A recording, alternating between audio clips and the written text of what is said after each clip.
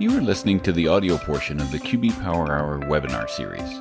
The QB Power Hour is a free biweekly webinar series for accounting professionals presented by Michelle Long and Dan DeLong, who are very passionate about the industry, QuickBooks, and apps that integrate with QuickBooks. You can find out all the details about the webinar series at qbpowerhour.com. So without further ado, here's Michelle and Dan. Thank you, everybody, for joining us for another QB Power Hour. We're very glad to have you joining us today, and our special guest with some Intuit folks helping within coming on screen in a little bit, and with some of the folks in the background. We're going to be talking about what's new from Intuit, some new features, some new functionality, some new programs, different things that are coming out that we wanted to share with you all. My name is Michelle Long. I am a CPA with an MBA in entrepreneurship, owner of Long for Success, speaker for Intuit for a very long time. I first started speaking. Michelle, for I don't think the slides are moving. I'm only seeing the. There you go. Sorry about that. But I've been a speaker for Intuit since 2007, and I absolutely love it. There's some of the links to the Facebook group. We'd love to have you join us out there and continue the conversation. Dan, go ahead. Yeah, my name is Dan DeLong, owner of Dan With. Worked at Intuit for about 18 years and co-host today. Also co-hosting Workshop Wednesdays, brought to you by another company of mine, School of Bookkeeping. Did some tech editing for QBO for Dummies, and the top 10 ProAdvisor for social media. And there's they just decided to mow the lawn like right next to. Of course. So I'm a little bit distracted by them about to run over most of my stuff. Great. Let's go ahead and continue. All right. Ian, do you want to introduce yourself quick? Yeah, absolutely. Hello, everyone. My name is Ian. I'm a product manager with the QuickBooks Online accountant. I have a exciting update I want to share with you. So happy to be here today. Great. Thank you for joining us. And thank you to the other Intuit folks that are going to be answering questions in the background and who helped Dan and I with getting these slides together and all that. So about the QB Power Hours, as you know, it is every other Tuesday at noon Eastern. It is not eligible for CPE. We do have sales tax update with Avalara coming in on the next one on April 12th. Then we'll talk about the desktop migration. We'll do a demonstration of that, talk about best practices. As you can see, then we've got some other ones scheduled all the way up through June. So we'd love to have you keep joining us for all of these. There is the link to the PDFs of the slides, the recordings, and the podcast, and other resources, all available at qbpowerhour.com/resources. So you can check those out. A couple of housekeeping things. As you know, you can chat in the chat box with each other very easily, but we really ask that you put your specific questions in the Q&A box. That makes it easier for us to monitor those. They don't get lost in all the other comments that you have, and it allows us to respond to those, and the Intuit folks that are helping with Q&A to respond to those as well. Then also, as I mentioned, the handouts are available in the resources of today's slides. So before we really get into it, what version of QuickBooks do you support for your client? Go ahead and answer this first poll question. What version do you support? And I was realizing I haven't supported desktop clients for probably 3 to 5 years now. It's been a while since I've actually worked with desktop clients. Well, it's like a bike. It's like a bike. You can just get right back on it. That's what they tell me. So somebody doesn't see the poll. It does pop up, Kimberly. So if you didn't see it, you might need to make sure that you've allowed pop-ups. But we don't have CPE, so if you can't answer the poll, it's not the end of the world. Yes, not too terrible. Now, Michelle, we're going to be talking about something that we got to meet actually face-to-face in person and do these things. But you have some pictures to share of the event. Let's talk about the event that we went to, and then we'll go into what we actually talked about. I do. So Dan and I had the privilege of going to the Accountant Influencer Summit in Mountain View, California, at the mothership, the headquarters of Intuit. And it was wonderful to be back there because, everything's been shut down for so long. We haven't had any live events in a long time. Ted Callahan, the director of the accountants division, that was his first time back in the office. So it was wonderful to have a live event, and you can see everybody's smiling faces. So there's Dan and Hector and I. There's a lot of us in one room because we had 2 days of discussions and sessions and everything. We also got to go around the campus. So if you all have heard the story about Scott Cook and how he created Quicken, he created it at the kitchen table for his wife who was struggling with her checkbook. There is the table. That is the table where it all began. Gosh, 30 some years ago. It's been a long time. And you can see beautiful One campus. thing about that table that was that I picked up about it, because I mean, working at Intuit, I knew all about, the table. Yeah. Is that the Smithsonian has actually asked for that table, and they said no. They find that it causes more synergy having it there at the headquarters, and they actually can sit at the table, and they can actually have meetings around the original kitchen table that was used to develop these things. So it's not just like behind glass, for people to look at. It's actually part of the culture there. Well, they do have glass on top of it to protect it, but you can actually sit in it, take pictures and all that stuff. So, and the campus I hate to be the Intuit employee who caused a ring mark. That's right. Leaving the glass on the table. Yeah. But the whole campus is just beautiful. There you can see some of the fountains that they have. They have like 20 different buildings on the campus because, as you know, in California, you don't have sky-rise towers, really tall buildings because of the earthquake stuff. So they have a lot of buildings. We went outside and enjoyed our lunch. It's a beautiful view of the valley. It is right there by Google and all the other tech companies, right by Stanford and Palo Alto for the Apple headquarters, Google headquarters right there. It's just beautiful with the mountains. And if you looked close, you could even see the bay in the background. So it was pretty cool. Then we had what was called a gallery walk. So that's the one you can see where we're all standing around talking. And that's where product managers and other people like In and others would talk to Dan and I and everybody. We got to just go to all the different booths to talk about what they're working on. What are some new features, some new functionality, new things that they're working on? They would demo it to us and we could give them feedback and ask questions and things like that. Now, Dan and I are under NDA. We cannot discuss everything. So what we did is we went through and we picked out some of the things that are new that are already available or publicly have been talked about to where we could share those with you today. And so that's what we're going to be talking about. Starting with the QuickBooks Business Network. That was one of the things that I thought was pretty cool. And the reason I think it's pretty cool is it's kind of like EDI for small businesses, where you can share data with your vendors and your customers and things, other QuickBooks users in real time. Now, I'm not going to read that whole definition for you. You guys can read through that.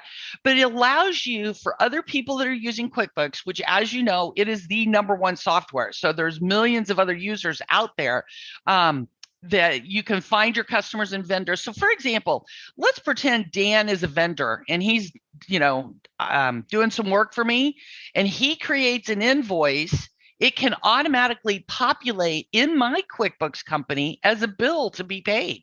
It will pull Dan's contact information and pull his phone number and things like that. And if Dan changes his address because he's going all around the country, he updates his address in his company, and it can automatically update that information in mine as well. So it streamlines the transactions to where you don't have to enter this. Like if I enter a purchase order, it's automatically going to my vendor. When they create the invoice and fill that purchase order, it's automatically going to populate a bill in my QuickBooks. So I love that. We're getting EDI for the small businesses basically here. And Martha says the business network just showed up in her client's file this morning. So that's great. And she's saying you have to approve the bill that's found in the email to be posted to bills. So anyway, it is connecting you with other QuickBooks users, and you can just search for a name to find them out there. And you'll see them, and then you can select them and create that connection there. So I think that's pretty cool.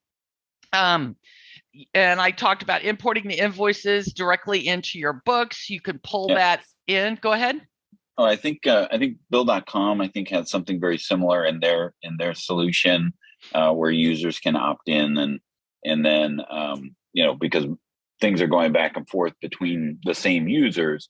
This is very similar to that. So I think that's the main benefit, I think, of using it is that when you have two QuickBooks users, it's less data entry. When you send somebody an invoice, just a click, and now it's in my books, Yep. for back and forth.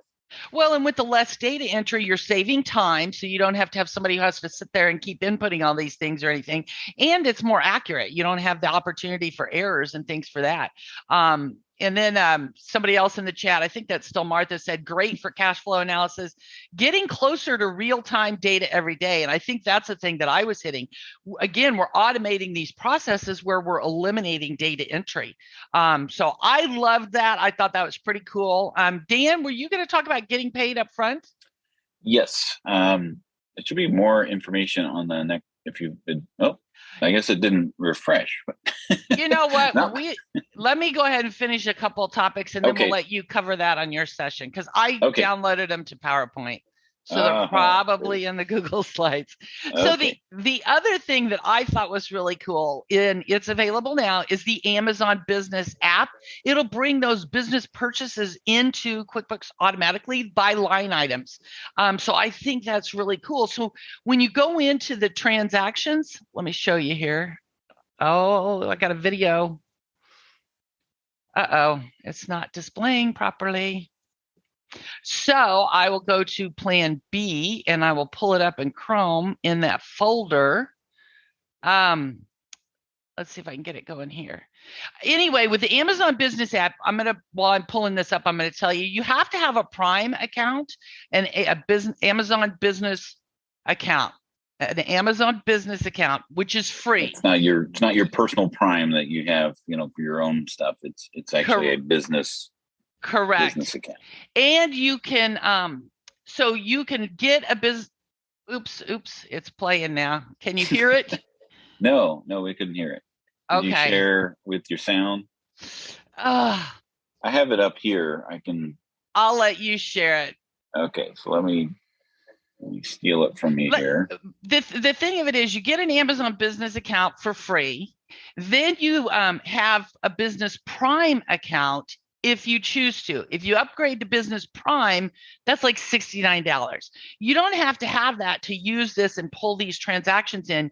You just have to have the free business account. So, Dan, if you want to share, you need to share your screen. I am seeing yours. Go. Sorry. Okay. Thank you. It's horrible when we have the same slides up. It's muted. Here from the Partner Integrations team, I'm going to very quickly walk through the workflow to get the most out of the Amazon Business Purchases app. The app can be found in the Apps tab on the left navigation or on apps.com, or you can find it by searching with the banks. Now, this is for Amazon Business, not Amazon.com, so it has to be an Amazon Business account for this integration to work.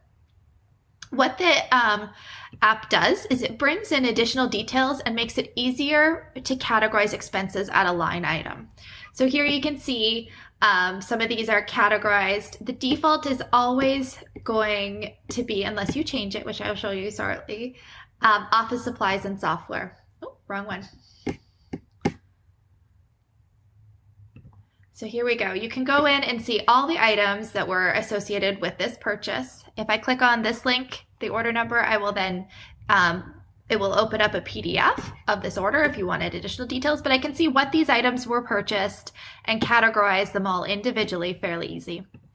Once I've made the correct selections, I just click add, and then I can find the expense that was created in the reviewed tab. So here we go.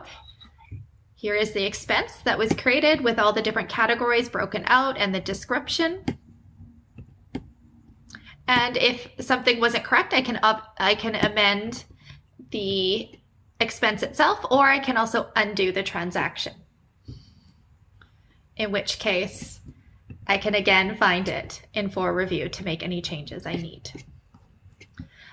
For Amazon Business, for the settings, your defaults are here. So during setup, we do prompt users to match the credit card with whatever you call it in QuickBooks.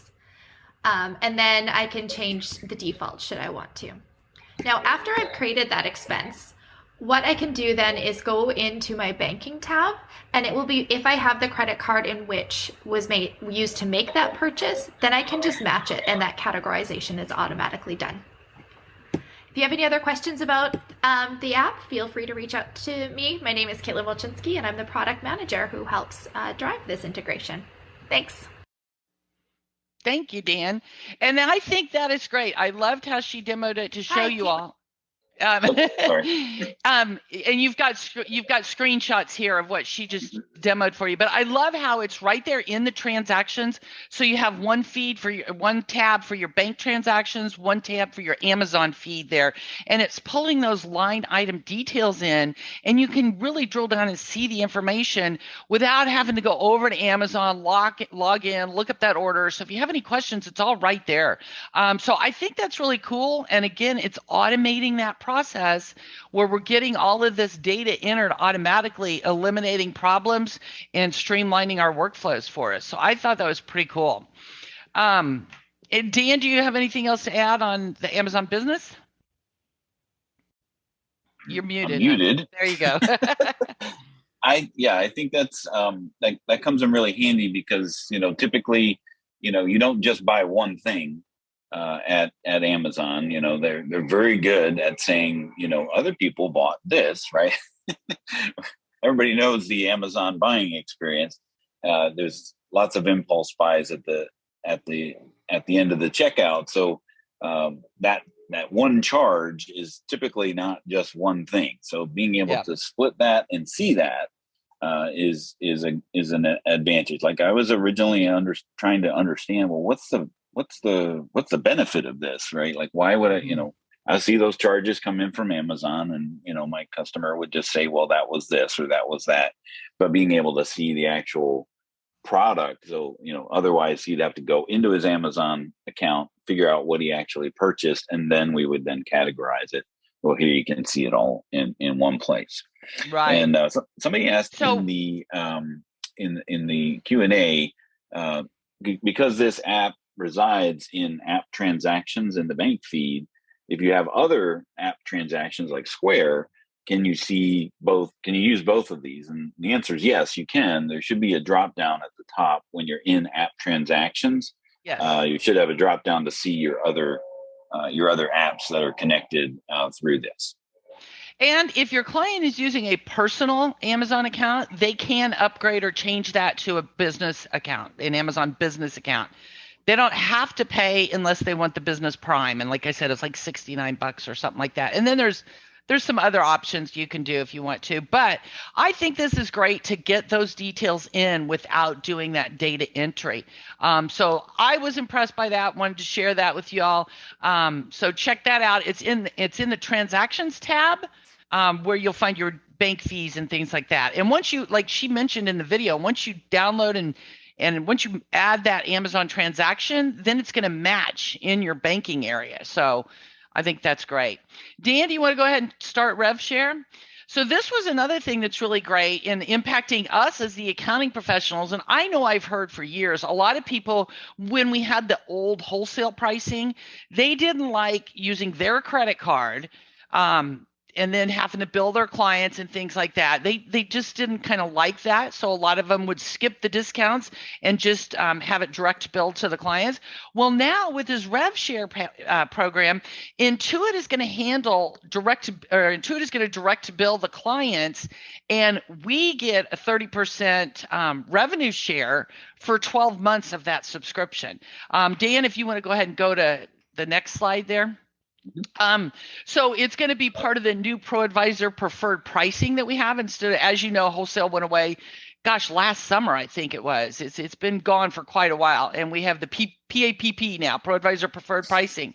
So you, as you can see there, you can get 30% monthly for like 12 months. And it's available to all of us who are QBOA users, all QBOA firms are eligible to apply and enroll with it. It started rolling out last month because in February. We're still March. Yeah, so another day or so. April's coming soon. I know that. So anyway, it is in the subscriptions and billing tab. And I think, Dan, you said you were going to maybe demo this for us? Yeah, let me just pull this up here. Let's make sure on what screen I want to be on here. And so you drag guys, this over here. you can still choose if you want to Yeah. do this or direct bill the client and not do this. You can opt into this, right, Dan? Yeah. So when you're adding a client, just like you would and maybe I'm stealing Young's thunder here. Yeah, we should let him show it. But when you're adding a client, you would enter in their information, and then you'll just have three options now.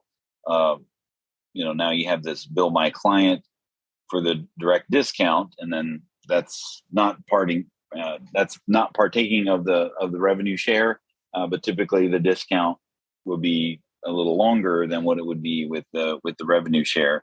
But then your ProAdvisor discount, where it's what used to be the wholesale billing is now the ProAdvisor preferred pricing. But that's in perpetual discount, where it's billed your firm, but the bill my client is the discount is temporary, as well as the revenue share piece of that. So once you sign up for it, you choose one, it'll change the cost of what that would be selected, and then if you haven't signed up for it, you'd have the ability to sign up for it right there. Or, there you got to, well, maybe we should just ask Ian how does that all work, Ben? Yeah, so if you click on sign up, it's going to take you to the revenue share tab, which is going to be located within subscription and billing. So you just click on it, and that just started the application process. So the purpose of the application is we just need to collect some information about your firm for tax purposes. So we're going to ask for your company address, business name, and also ask you to upload the W-9. And lastly, we're also going to ask you to provide us with the bank account, because we do need your bank account to send out the payout to you. So that's but this is just a one-time thing. How frequently are the payouts? Are they monthly, or is it quarterly, or is it just at the end of the year? How does that work? It is monthly, so you're going to get the payout every month. And do you see like a report of active clients on the that you referred that are part of the direct or the revenue share? That's right. So that's where the revenue share tab comes in. So if you're going to be able to see the dashboard with the. Do you want to share your screen? Do you have a demo of the dashboard of what that looks like? Yeah, absolutely. I can do that. Okay, let me go ahead and stop sharing. Mm-hmm. Pass it over to you.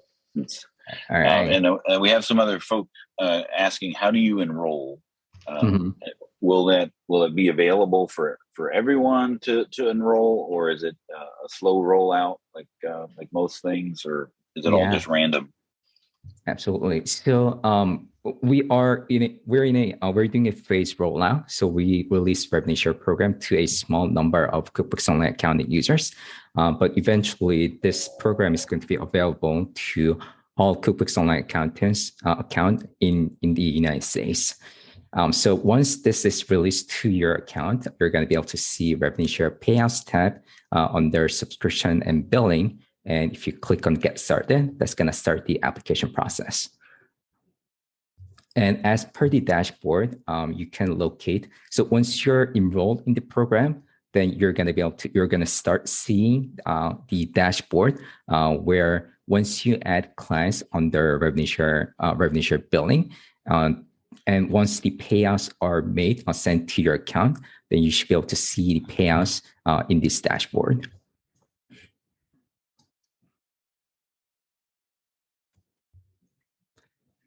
Got it. Michelle, do we have any? I see there's a lot of chat and questions, so I assume there's a lot of things about this. Maybe we want to ask. Yes, we did. So one of the questions that I saw that I thought would be great is, what happens if your client removes you as the accountant?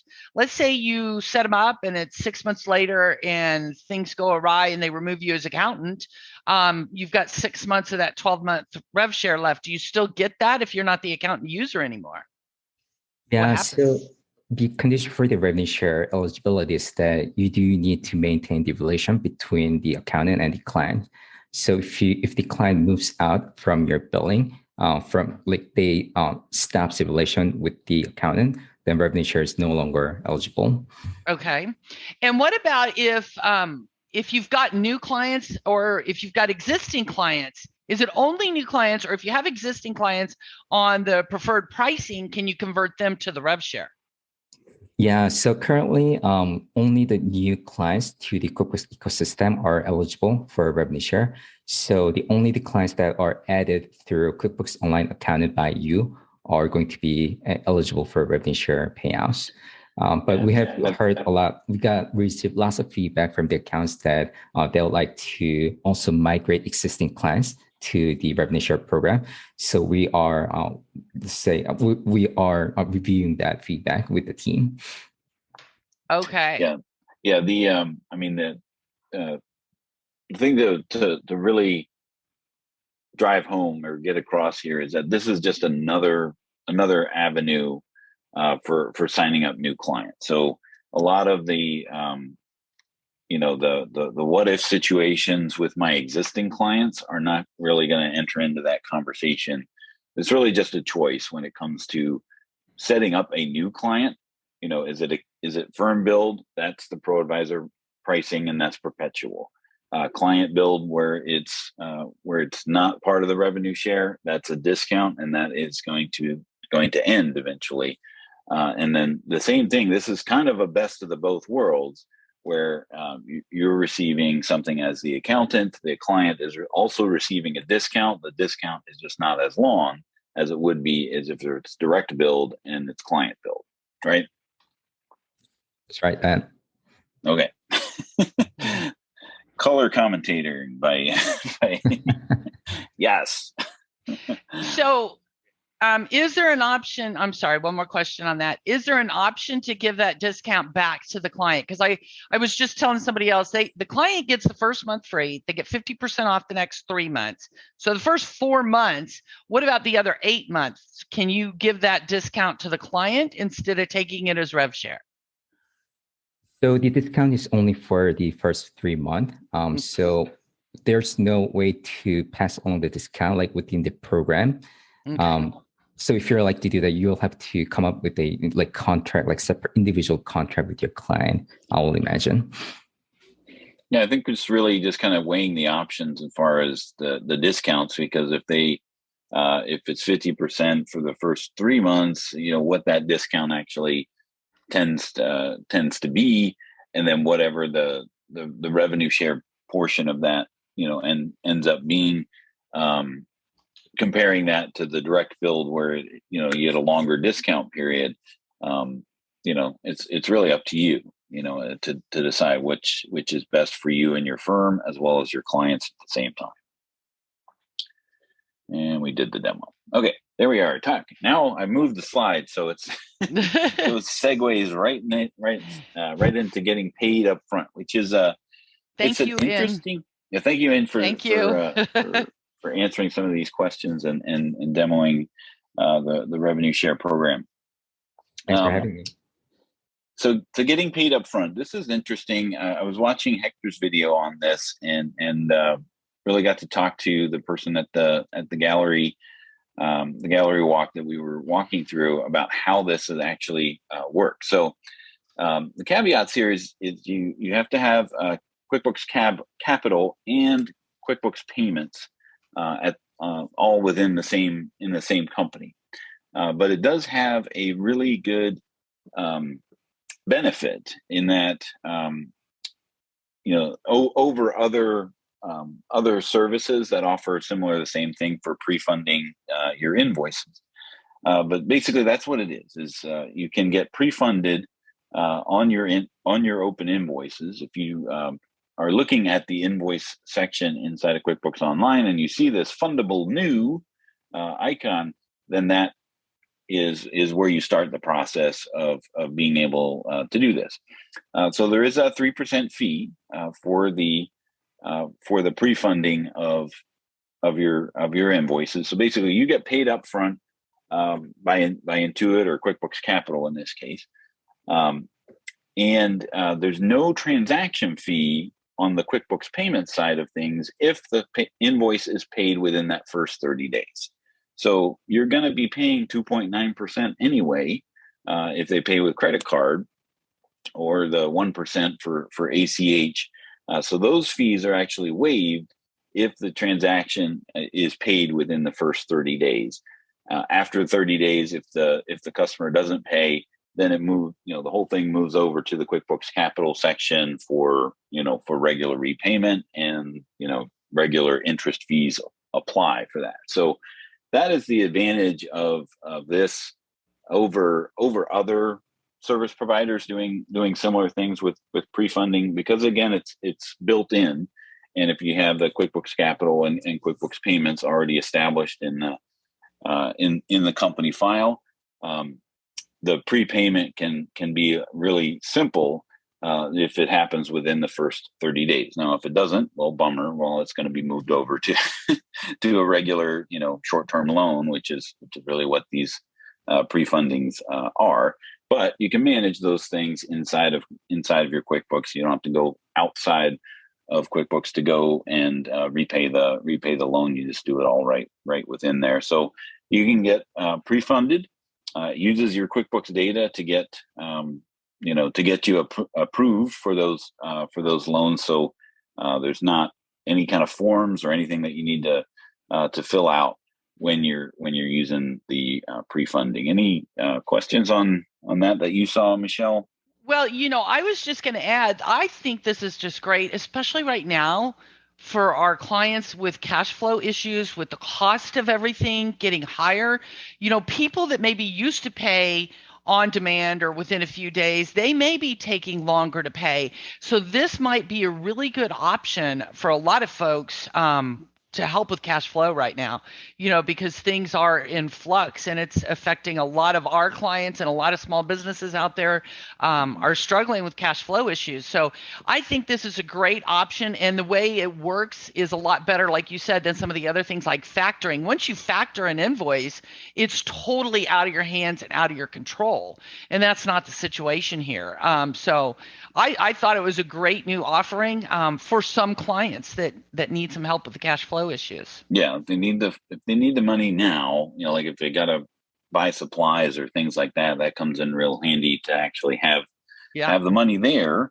And then especially if they have a relationship with the client, they know, they're probably, they say, oh, I just need 10 days to pay this or what have you, that, still puts you in within that 30-day window, so that there's not extra fees, on top of that.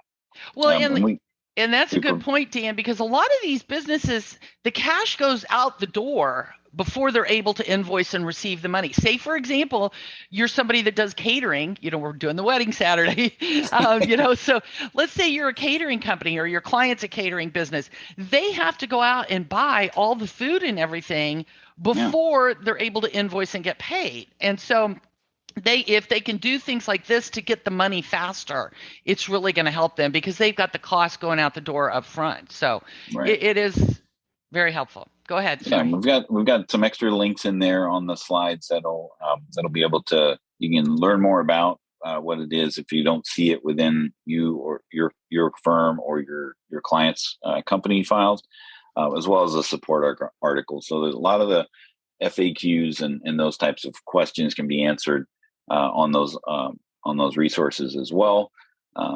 So I've got my Rockin' Payroll shirt wearing that today that handed out at the event. So we're going to talk. Go ahead. So I just want to add that on the shirt. So some of you might remember Blaze, I can't remember Blaze's last name all of a sudden. Blaze is Ilasano or something. Yeah, he's our payroll guru, and he's been on our QB Power Hours previously when we were talking about payroll stuff, and he was going around begging us to take these shirts because they haven't been out to any conferences or conventions or anything like that. So they've been sitting in the closet for years. So he was pushing the Rockin' Payroll T-shirts for us. So I thought that was kind of fun. Thank you, Blaze. Exactly. So one of the neat things, one of the struggles, I think that people who use QBO payroll have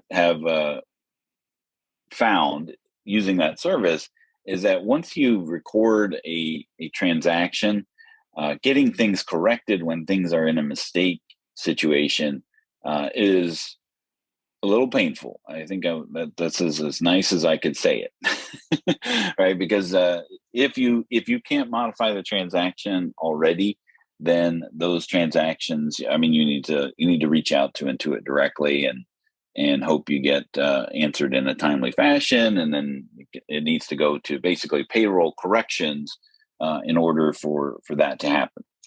So they're rolling out some of the functionality so that you can do that within QuickBooks without the need of contacting Intuit. So basically, what it boils down to is, have the tax files been formed, or I'm sorry, I say that backwards.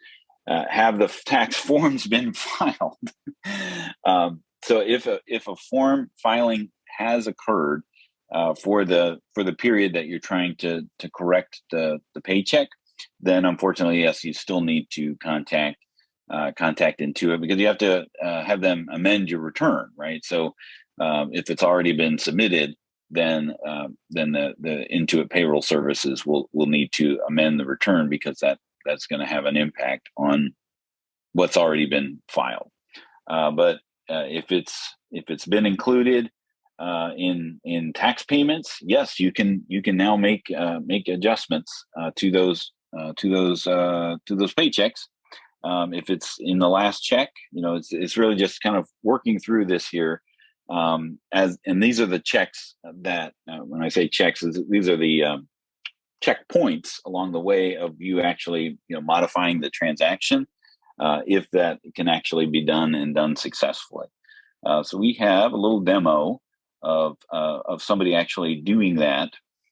So they're looking at the paycheck list here. And I want to stop that. Whoa, it's down to the corner there.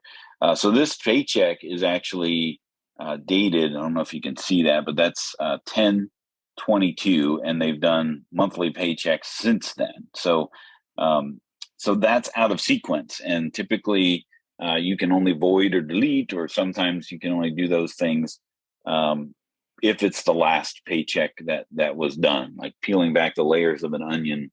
I remember talking to customers and saying, well, if you want to adjust this check, you have to undo all of those other payrolls prior to that, and then you can make this adjustment, and then you have to redo all your payrolls. And that was not a happy conversation, to say the least. So it'll allow them to avoid the check out of sequence, and then what it does, it creates an adjustment check for the checks that were affected. All right, so they avoided that check, so that check basically has a voided check inside of QuickBooks Online Payroll is a paycheck that has the exact opposite impact. So every earnings item, deductions, payroll contributions, those types of things, they're just reversed. So that's what that adjustment check looks like. And then the last check had a tax adjustment, maybe because Social Security or some of the things with the wage bases were modified by voiding this paycheck. So it took care of that for you by doing that. So this is just looking at what the paycheck looks like that was voided. So being able to handle that directly within the payroll system without reaching out and contacting payroll support is a big win, because everybody loves pausing a moment of their day to be on chat or the phone call to Intuit to make sure that if it's something they know how to do, right? So that's real easy to take care of, and those tools are rolling out to you, as accountants and bookkeepers. Yeah, I know a lot of people are going to be really happy to hear about that one, being able to fix that themselves. Yeah, my jaw dropped. I was literally, I was like, what? Like, yeah. It's like you're taking off the shackles. Yeah. And Dan, that's a good opportunity too for me to just point out something too. Some people may not have realized, or maybe you missed it because I know it's easy when you get busy. There's a whole new payroll certification that you can do now.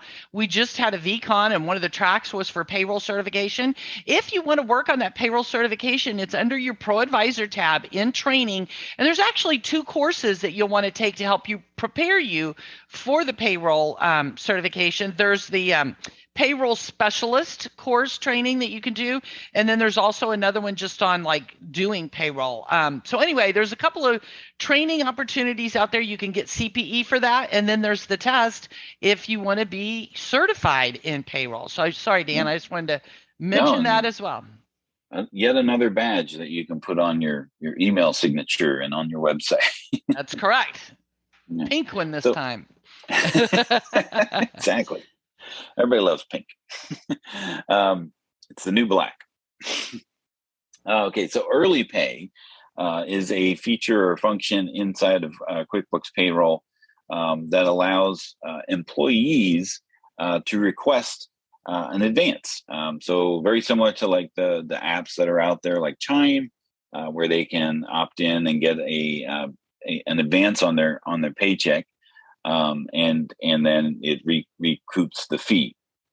A little bit about some of the percentages here.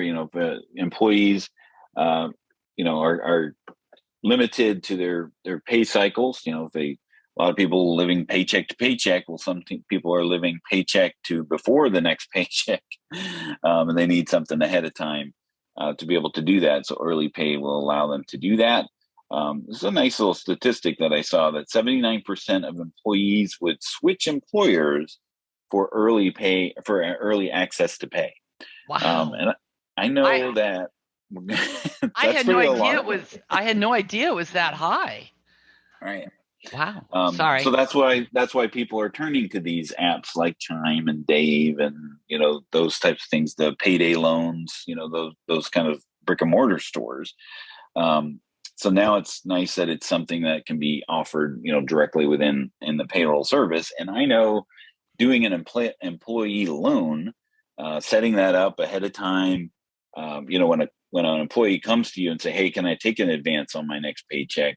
That's a pain to set that up, because you got to make sure that it's going to the right, liability account, and you've got to recoup that. This removes all of that from the employer setup, because it's all done on the employee's side of the house, right? So it's better for employees because but it's offering a financial benefit for employers, right? So you don't have the bank overdraft fees from the bank, because the employee can get their money earlier.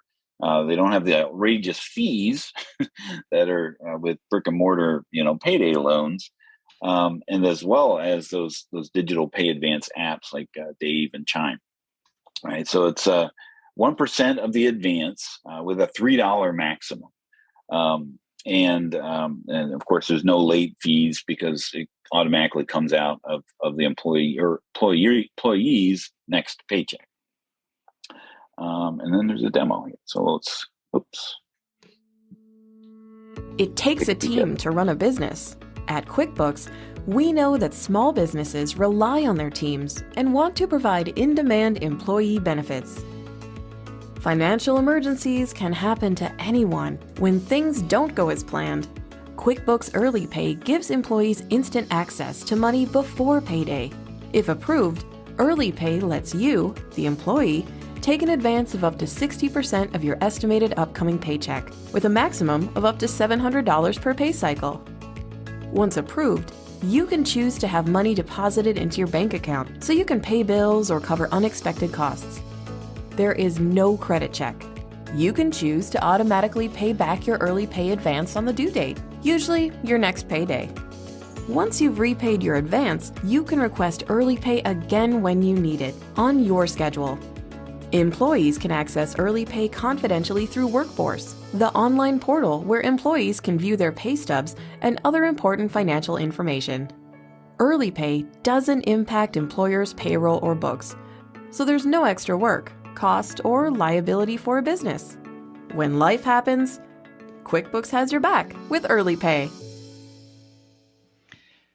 You know, Dan, I think this is another great opportunity for, these employees, because we were talking about cash flow for small businesses. Access early pay confidentially through Workforce, the online portal where employees can view their pay stubs and other important It goes on to the information. next one, doesn't it? Early pay Yes. doesn't impact I can't employers' get the payroll or books. There it Close is. the tab. There you go. But, just like the small businesses have cash flow issues, so do people right now with the gas prices and the food prices and with inflation the way that it is. I think this is another nice way to help those employees. And I had no idea that many of them would switch employers for this opportunity. Somebody says something about that a lot of people don't budget well.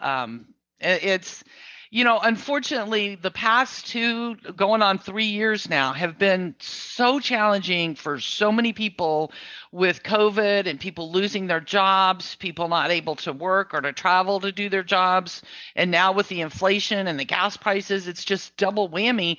So if you can help them get an advance on their paycheck, I think this is an awesome opportunity. And I love the last part, no extra work for us or the people doing payroll or anything. So yeah, it doesn't affect the books at all. Right? Yeah. It's all just handled within the employee and the payroll system, so they can automatically pay it back on the next check before they can't get another payday loan, advance on their check until they pay that back, and the fees are nominal, when they do that. Now, Dan, do you know, is that only for QBO payroll or is it desktop as well? That's a really great question because it's actually within Workforce. Workforce, which is available on both. But I believe I thought I asked the question, and of course they're rolling it out to QBO payroll first, getting the feedback before rolling it out. But the goal is to have it, to be for all payroll users that use Workforce. Gotcha. Now, Nancy had an interesting question. What would happen, and this is a hypothetical, if the employee takes the advance and then quits without enough to cover the advance in the final check? It did say you could only take up to, what was it, 60% or 40%? 60% of your pay with a maximum of $700. So yeah, if they didn't get another paycheck, they're still on the hook to repay it back through the program. Which it is done outside. It's handled within Workforce in Workforce app, but it's actually the funds transfer and everything is being handled by a third party. So that third party would like their money back, and they'll figure out a way to remind you that it's still owed back to them, and they'll probably levy some fees at that point. But the easy way, of course, is your next paycheck coming through the payroll system. Okay, and Susan wants to know: is this available today, or when is this? I think it is, isn't it? Or no? Yeah. So yes, they're all supposed to be available today, but to whom is the question, right? So it's always a anytime that something new comes out, these may be. Not widely available, like readily available to everyone. Like the revenue share was a selection process, and you had to opt in early at QB Connect and those types of things to even be considered. And so until it gets to the point where it's available for everyone, it's a random choice, and you might see some people have access to it, and some people don't, which makes it even more challenging as an accountant or bookkeeper for multiple clients to have different experiences like that. But that's why that is that it's just not totally available for everyone yet. But usually the sequence is new people get it first, then existing clients get access to it that are less complicated, and then the really complicated ones get it at the end. So if you have a lot of users and different workflow issues, then you're probably going to be the last to get it if you don't see it. All right. All right. So our last poll, which of these features are you most excited about? I mean, I like that at the end there, I'm an accountant, nothing excites me. And people are answering that. Yeah. Okay, Dan, I have a question for you. Let's talk through this. So somebody wants to know, when you're using the Amazon app, can you connect to more than one credit card? I use credit cards for different divisions of the company. I don't see how the payment method would matter, because the payment method is within Amazon and you choose how you want to pay it there. Then those transactions are flowing through into QuickBooks. So it would pick up the payment method, wouldn't it? Along with the items purchased? In the demo and on the screenshots, it only did show one account. So maybe it only is connected. You can only map it to one. Maybe. Map it to one account, but you could change that, right? So like if you used a different payment method for an Amazon purchase through the business account, you could change that before you review that transaction, so it puts it in the right place. And something else that just occurred to me, because she was talking about different divisions for the company, classes and locations. Are you able to do those things? I know one of the things I asked when I saw that Amazon app demo was, can you assign it to a job or a project? To a customer or a job or a project? And the answer was no, not at this time. So people, keep in mind, these are first gen, these are V1s coming out. So send your feedback into Intuit as you're like, ooh, I like this, but I need to have 2 credit cards, or, I need to allocate it to a project or something. Send your feedback to Intuit, because they really are listening and developing these products and features to help us. So send them your feedback. And the look back for Amazon Business is 90 days, which of course was my first question. How far back can you go? And they're like, 90 days, but we're trying to get more. So they know some of these common ones. So they already knew that they wanted to expand it. But of course, at first, they have to put the stake in the ground somewhere. Right. So then that question would bring up to me, if it works like a bank feed or similar to a bank feed. With the bank feed, when we could only get 90 days, we were able to go download it ourselves and import it. I wonder if you could do that with this Amazon app. If you wanted to go back to the beginning of the year and download and import, I'm not sure if that's possible or not. Yeah, I mean, these app transaction things like the Square and the Amazon Business, they're not true bank feed connections. They're right. App connections. So being able to import into that would be I think cumbersome at best. would be the answer, because you're outside of the. But you can, of course, bring it into the bank feed, outside of that. But you're not going to have that split of the transactions and know and see on the expenses what was actually purchased. So Melissa said she uses the Amazon app with several clients. You can definitely use it with multiple cards and bank accounts. So thank you, Melissa, for sharing that. Any other questions that you saw rolling by while I was talking? Yeah, I'm kind of trying to go through them here. So somebody says, my client does not have an apps tab. If you don't see the apps tab, that means you don't have the right permissions. It needs to be, and help me out on this, Dan. It's the lead accountant or the primary admin. Is it the lead accountant who has the apps tab? When you're in a client, when you're in a client, hold on a second. Yes, I want to say yes to that. So as an accountant, you will see the apps tab under your practice. And if you're the master admin, you'll see the client apps and the firm apps. You don't see apps when you're in clients, right? So you won't see the apps tab when you're in your client. You will see the apps tab if you have the access in your firm. And the be able key to- is, if you have the access. If you're not the master admin, you're not going to see the access. If you're a staff accountant or a supervisor or manager or whatever, you may not have the access to the app tabs because it's a master accountant. So somebody else may need to connect that app for you. Once it's connected, then you can see it within the client and use it and all that stuff. Well, you still won't be able to access it if you didn't set it up, right? So you'll be able to see it in like the client apps section.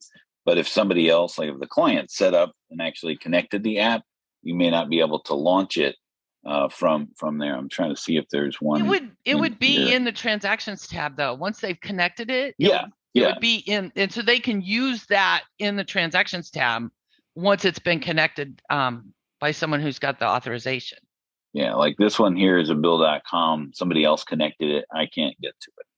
Right. So it just lets me know that somebody else connected it, but they have this app connected to it. But since it's not me, I'm not going to be able to connect to it. So can I share these results so that everybody can see them? Because I think it's interesting. The number one most popular thing was payroll corrections. I kind of thought that's the situation. It's people have been kind of complaining about that for so long.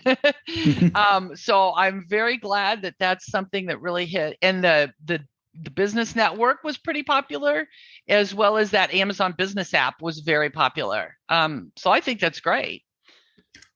Yeah, absolutely. I mean, these are pretty good functionalities and features that are coming out or available already. And it was nice to be part of this event where where we could give that feedback directly to them as well. And some of them were just like, well, these are the way things are right now, and you get the same answer when you're at the Intuit booth at Scaling New Heights or QuickBooks Connect. Right. Well, one more. It was nice to actually, go around the tables and see what is available. It was. And I want to remind everybody, Dan and I couldn't talk about everything. So if there's something that they're projecting might come in the fall or, in the next few months or whatever, we only shared with you about half of the booths that we went around and talked to and stuff. So Intuit is working on some other great new things that I think you guys will like and enjoy and appreciate and have been asking for. And I want to thank Intuit for having us out there for that event, but also for helping us with this, as well as creating all these new features to help keep streamlining our workflows and help make things better and easy for us and our clients. So thank you, Intuit, for everything. Dan, anything else or any other questions? I see there's some questions that we didn't get to, but yeah, I think we'll have to throw those in the Facebook group after we, as our follow-up, or put it on the QB Power Hour page. But we hope you join us next time. We're going to have some sales tax updates because who doesn't love sales tax? So friends at Avalar will be joining us to talk about those. And again, thanks for joining us, and we'll see you next time on the Power Hour. Bye, everybody. Thanks again. We hope you enjoyed listening to the QB Power Hour podcast. If you have any questions, feel free to ask them in our Facebook group. You can find those resources and much more at qbpowerhour.com.